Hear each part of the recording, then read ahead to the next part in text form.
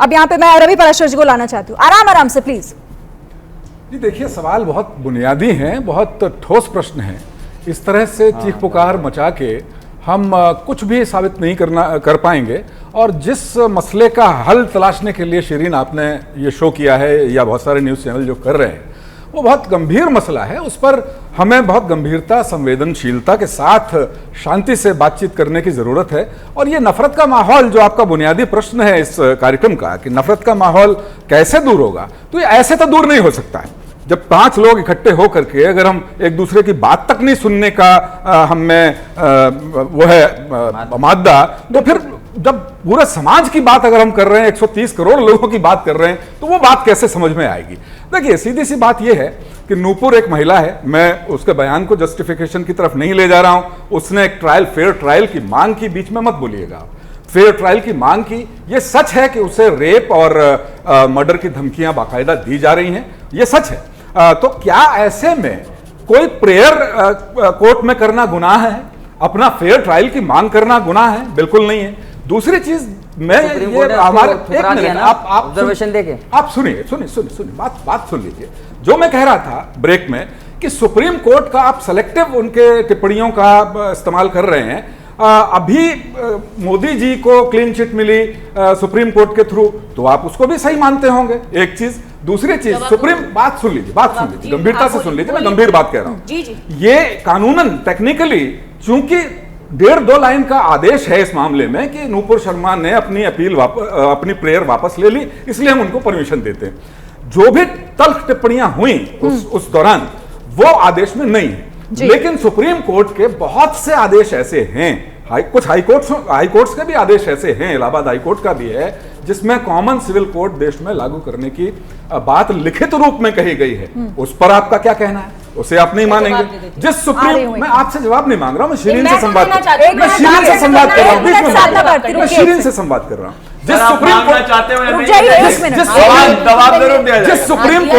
जिस supreme court की सलाह पर 3 तलाक के विरुद्ध कानून बना, उसको आप कितना सही मानते हैं? आपने बहुत इंपॉर्टेंट बात कही है साधना भारती। अब शांति से और जिस तरह से तथ्य, मेरा सवाल तो सुनिए, आप सुनती नहीं है, बोलने पहले लग जाती है। सवाल मेरा ये सिलेक्टिव अप्रोच क्यों? दोनों मामले सुप्रीम कोर्ट से जुड़े हुए। सिलेक्टिव अप्रोच तो इन्होंने शुरुआत की, इन्होंने कह दिया कि दुष्प्रचार किया जा रहा है। क्या माननीय सुप्रीम कोर्ट ने टिप्पणी नहीं की? क्या इससे ये हट सकते? और मैं ये कह रही हूँ कि उनकी ठीक है, सुप्रीम कोर्ट, आदरणीय सुप्रीम कोर्ट की जो आदेश है, जो भी टिप्पणी है, मैं उसको मानती हूँ, उसका हम सम्मान करते हैं। लेकिन नैतिक जिम्मेदारी थी कि नहीं, मैंने तो यही पूछा। दूसरी बात, आदरणीय शिवम भाई ने एक बात कही, उन्होंने आतंकवाद को लेकर बात कही। जिन लोगों ने पीडीपी की गोद में बैठकर सरकार बनाई हो और आतंकवादियों के परिवार वालों को नौकरियों की घोषणा कर दी हो, उसके बाद पीछे भागना पड़ा हो, जो कि गॉडसे को देशभक्त बता दिया गया। हाँ, मोदी जी बहुत आहत हुए थे, लेकिन भारतीय जनता पार्टी के आदरणीय अम्माजान आरएसएस के चलते कोई वो सख्त कार्रवाई नहीं कर पाए, वो अलग बात है। दूसरी बात, ये शहीद हेमंत करकरे जी को किस तरह अपमानित किया, प्रज्ञा सिंह ठाकुर ने क्या कार्रवाई की? कोई कार्रवाई नहीं की। तो हम तो सीधे बात करें, एनआईए को जांच सौंपी गई है। हम ये मांग करते हैं कि जल्द से जल्द कन्हैया लाल जी के कातिलों को फांसी के फंदे पर तत्काल लटकाया जाए और एक एग्जाम्पल सेट करने का काम किया जाए, हमारी मांग है। हालांकि मेरे सवाल का जवाब आपने नहीं दिया। संजीव उनियाल जी, ये सिलेक्टिव अप्रोच क्यों इस तरह के मामलों में? प्योरली वैचारिक मुद्दा है ये। एक दूसरे को हम एस्केप रूट देने से कोई फायदा नहीं होगा। हम सब ने एक साथ रहना है, एक ही छत के नीचे रहना है, और समानशील विश्नेषु सख्यम शासनम दंडेन, 2 चीजों को कार्यान्वित करना पड़ेगा। परंतु एक बहुत इंपॉर्टेंट बात कह के मैं अपनी सिर्फ 30 सेकंड में बात खत्म करूंगा। जिस स्थितियों के साथ सारी चीजें हो रही हैं, एनआईए ने लिया, पड़ोसी मुल्कों का हाथ है, और बहुत सारी ऐसी ISIS, इन सब लोगों का पीछे हाथ लग रहा है, परंतु उसको इंप्लीमेंट धरातल पर कौन कर रहा है? पड़ोसी कर रहा है, मेरा दोस्त कर रहा है, मेरे पड़ोस में रहने वाला मेरा साथी कर रहा है, जो कि एक सेल्फ इंट्रोस्पेक्शन का विषय है, एक समाज, जाति, पंथ के लिए, कि वो कहां पर लैंड करेंगे, लोग उन पर विश्वास नहीं करेंगे। उन सबको बैठने के साथ इस बारे में सोचना पड़ेगा। टीवी पे शोर मचा के तो आप अपनी बात को जस्टिफाई कर पाएंगे, पर क्या उन लोगों के दिल में दोबारा जगह बना पाएंगे? कभी नहीं बना पाएंगे, ये याद रखिएगा। ठीक है बिलाल खान, ये भी बहुत इंपॉर्टेंट है कि ये तो समाज को तोड़ने वाली मानसिकता है ना, लेकिन इसे पनपने की बजाय कि कहां से पनप रही है, बढ़ाने का काम होता है, इसको फैलाने का काम होता है।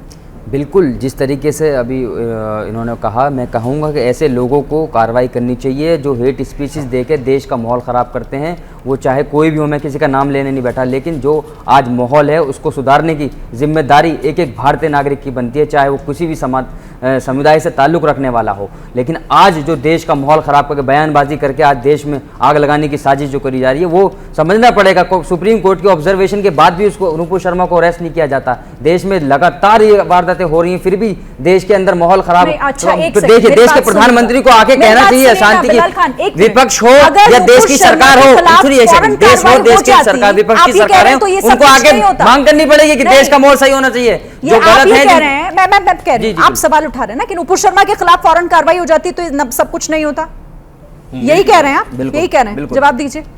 कमलेश तिवारी के खिलाफ कार्रवाई हुई थी, उसके बाद क्या हुआ? गला उतार कर रख दिया, कुछ नहीं बोलेंगे, खैर ये महत्वपूर्ण नहीं है। मैं फिर भी यही कहना चाहता हूं कि आज जो हर चीज के डिफेंस में बार बार अखलाक को लाकर खड़ा कर दिया जाता है, किसी का गला कटा था, किसी पर आतंकवादी हमला हुआ, अखलाक नहीं कटा था, किसी को मार दिया गया, पहलू खान को भी मारा गया था। अगर यही करते रहेंगे ना, तो अगर किसी हिंदू के बराबर में खड़े होंगे ना, तो शक की नजर से देखे जाएंगे, जो कि बहुत गलत है। मैं भी बुरा मानता हूं उस बात को, लेकिन कल आर्थिक बहिष्कार भी करने लगेगा ये हिंदुस्तान, आपको गलत नजरों से भी देखने लगेगा, और 80% जब ऐसा आप जैसे लोग कोई नहीं करता, आप जैसे लोग जो है वो बोलकर यहाँ पर देश का माहौल, और यही चीज आपको अपने आभार कर रहे इंस्पेक्शन करना पड़ेगा,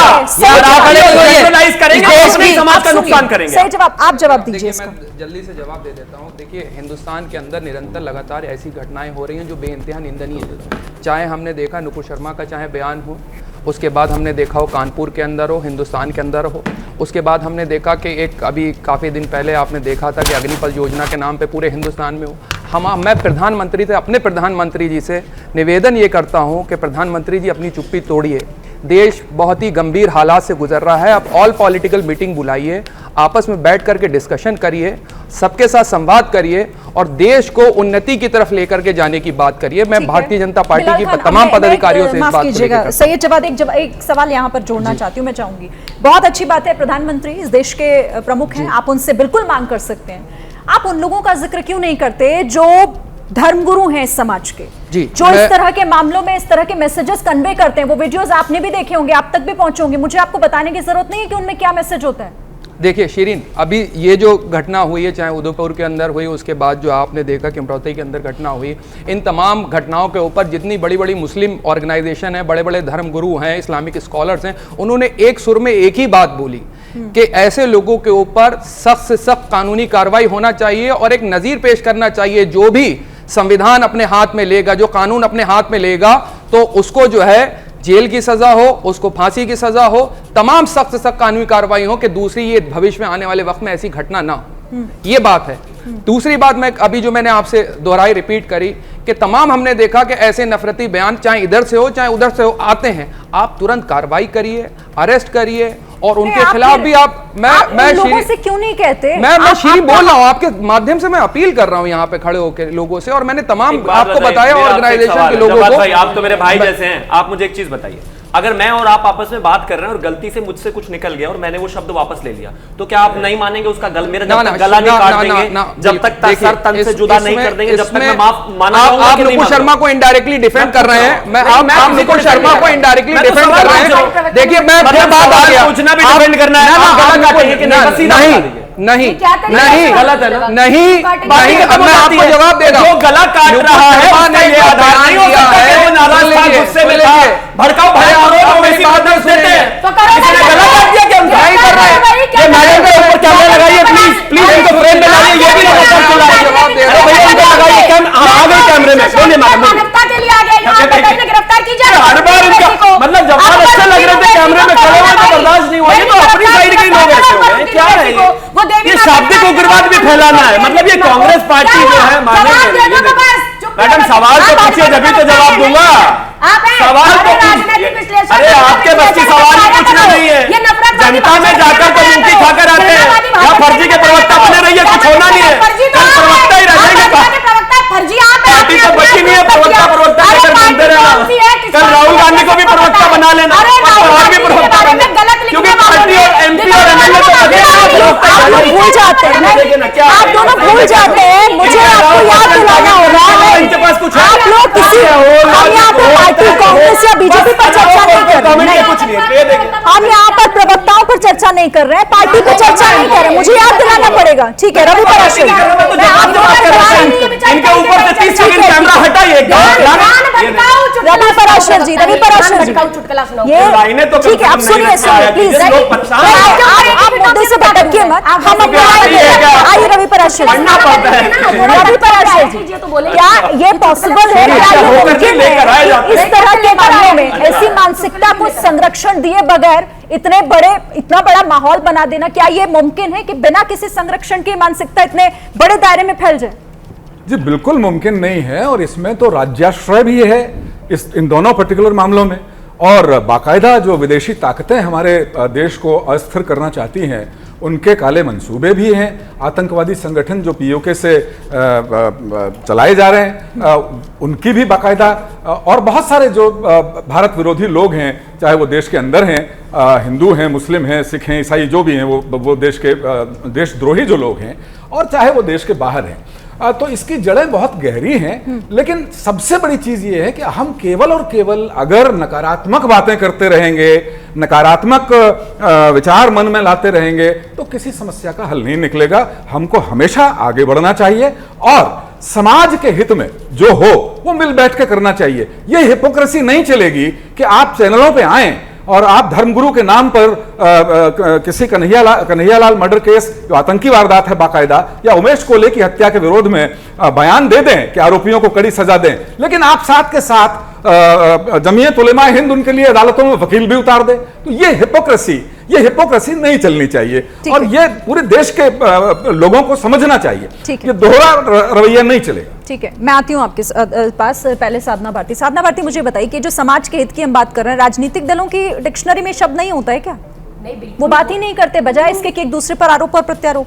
नहीं, देखिए मैंने तो सबसे पहले ये कहा, शांति की अपील भी मैंने की। मैंने तो बोला ना कि हिंदू मुस्लिम सिख ईसाई आपस में भाई भाई का नारा हिंदुस्तान में हमेशा बुलंद रहा है। और हमारा तो क्योंकि मैं हिंदू धर्म के अनुयायी हूँ, सनातन धर्म के अनुयायी हूँ, हिंदू हूँ, इसीलिए मैं ये कहूंगी कि हम तो मानते हैं ना, अयम निज परोवेति गणना लघु चेत साम उदार चरिता नाम तु वसुधैव कुटुंबकम, अर्थात ये तेरा मेरा ये सब छोटे चित वाले लोगों की सोच है। और यही मंत्र संसद भवन के प्रवेश कक्ष में भी इसलिए लिखा है कि सभी पार्टी के नेता जो हमारे देश का कानून बनाने के लिए संसद भवन में जाते हैं वो इसी मानसिकता के साथ कानून बनाए। तो मैं तो अभी फिर से आप ही के चैनल के माध्यम से, एबीपी के माध्यम से अपील करती हूँ, शांति की अपील करती हूँ, समरसता की अपील करती हूँ, सद्भाव की अपील करती हूँ। और साथ ही मैं ये भी कहना चाहूंगी कि किसी भी तरह का कहीं द्वेषपूर्ण माहौल हो, चाहे वो यूपी हो, चाहे राजस्थान हो, चाहे महाराष्ट्र हो, चाहे मध्य प्रदेश हो, जो सरकारें वहां हैं उनकी नैतिक जिम्मेदारी ये है कि गिरफ्तारियां भी तत्काल हो, कार्रवाई भी तत्काल हो। लेकिन यहाँ आकर मैंने तो सभी का बोला ना, मैंने कहा अगर हमारी नैतिक जिम्मेदारी है तो मोदी जी की भी थी, अगर हमारी नैतिक जिम्मेदारी है तो योगी आदित्यनाथ जी की भी थी, तो उस पर नहीं होना चाहिए ना,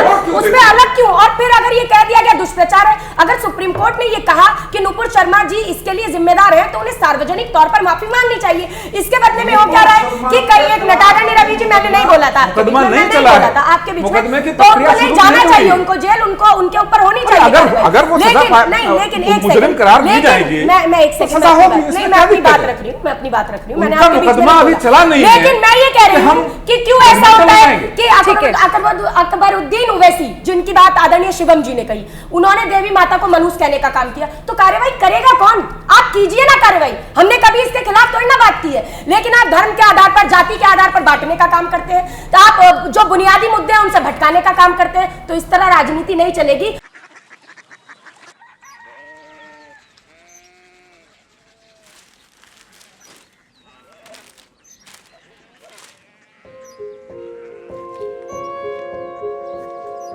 बाबा बाबा कोरिया सिटी जानिए ना,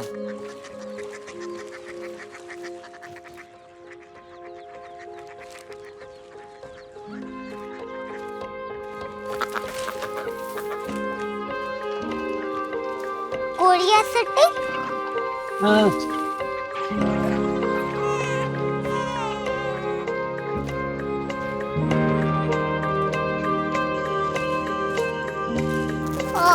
कोरिया सिटी कहाँ पे है? शहर अंग्रेजी लगे हैं।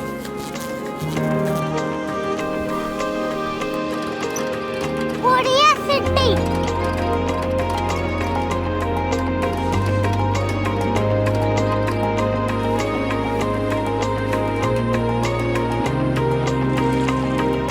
वो बहुत दूर है।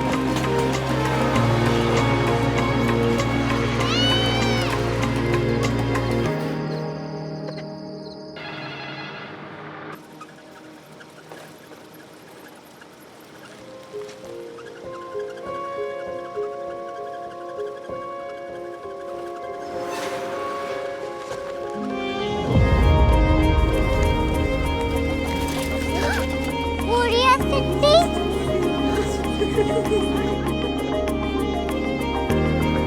दुनिया का कुछ लोग बड़े होते हैं। कोरिया सिटी कहाँ है? प्रोफेसर साहब को पता होगा। हो, ये छोटा वाला ग्लोब लगता है और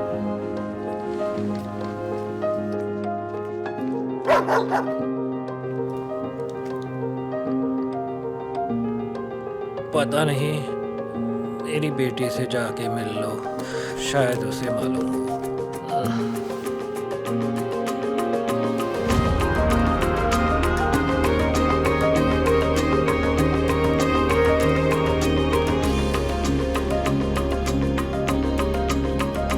हाय, बाबा ने भेजा है। Come here. Korea city. Korea city नहीं, क्यूरियोसिटी। वो क्या? That's what brought you here? जो तुम्हें यहाँ तक ले आया। क्यूरियोसिटी।